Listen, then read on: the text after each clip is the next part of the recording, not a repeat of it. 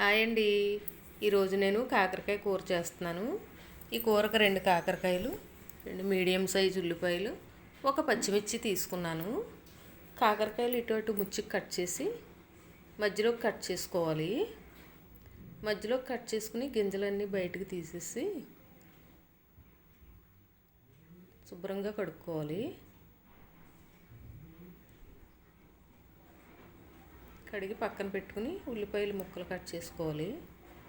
పచ్చిమిర్చి ఒకటే తీసుకున్నాను.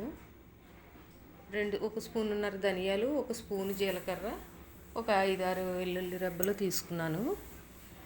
కలమలో వేసి మెత్తగా కుమ్ముతున్నాను.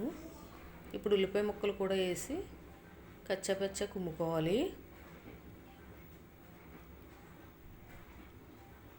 ఇందులోకి కారం, 1 స్పూను కారం, ఒక 1/2 స్పూను ఉప్పు, ఒక 1/2 స్పూను పసుపు తీసుకున్నాను. అంటే కర్రీ కొంచెమే చేస్తున్నాను, ఇద్దరికి సరిపోతుంది.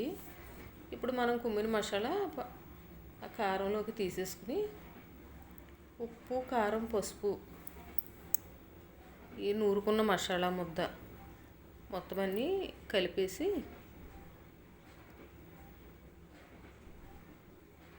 కలిపేస్తున్నాను. ఇప్పుడు కాకరకాయలో పెట్టాలి ఈ మసాలా. కూర చాలా టేస్ట్గా ఉంటుందండి. ఇది ఒకసారి ట్రై చేసి చూడండి. కాకరకాయ ఇప్పుడు ఆరోగ్యానికి మంచిది, తినమంటున్నారు. ఒక 3 స్పూన్లు ఆయిల్ వేసాను. ఆయిల్ కాగాక తీసుకున్న కాకరకాయ ముక్కలు వేసేసాను. మసాలా పెట్టిన కాకరకాయ ముక్కలు వేసి సన్న మంట మీద వేపుకోవాలి. మనం కర్రీ ఆయిల్లో వేసి ఏమైనా ముక్కలు వెంటనే ఉప్పు, కారం, వాటర్ పోసేసిన దానికి ఆయిల్లో కొంచెం సేపు నెమ్మదిగా వేపిన దానికి కూర టేస్ట్ తేడా ఉంటుంది. టేస్ట్ బాగుంటుంది మనం ఇలా నెమ్మదిగా వేసుకుంటే. మిగిలిన మసాలా ముద్ద ఉన్నది కదా, ఉల్లిపాయ గుజ్జు అయ్యి వేసేసాను. వేసి 2 నిమిషాలు వేగాక 1 గ్లాసు వాటర్ పోసాను. పోసి మూత పెట్టాను.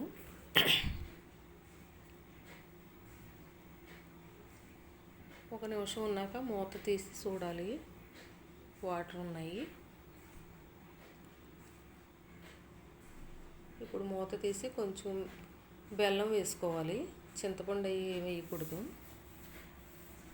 వేసి మళ్ళీ మూత పెట్టాను. 1 నిమిషం ఉడికాక మూత తీసి కొంచెం కరివేపాకు వేసాను. ముక్క ఉడికిందేమో చూడాలి, చూసి మళ్ళీ మూత పెట్టేయాలి. 2 నిమిషాలు ఉడికేటప్పటికి కూర అయిపోయింది. ఆయిల్ అలా పైకి తేలాక గ్యాస్ బంద్ చేసేసుకోవడమే. కూర రెడీ అయిపోయిందండి. అదిగోండి కాకరకాయ కూర చాలా బాగుంటుంది. ఒకసారి ట్రై చేసి చూడండి.